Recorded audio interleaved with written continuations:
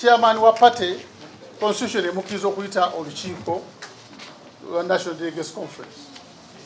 oba lwa bulijjo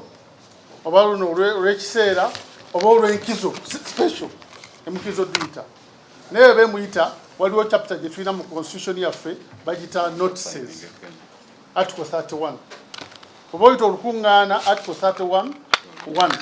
oyita olukuŋŋaana olwa National Delegates Conference olwa bulijjo oba extraordinary wetaaga notice ya myezi 3 oba oyita olukiiko olu special it is written specifically lwakkiriza okukozesa omwezi ogumu kati olukiiko oba chairman yaluyita extraordinary delegates conference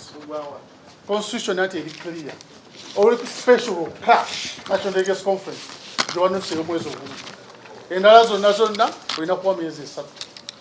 that was a technicality saagala gyogera ku Monday wedde kubanga osanga abandi badde bafuna chance ekyusa naye kati obudde buweddeyo. Download the app on App Store or Google Play Store now. Vision Digital Experience, the future of media.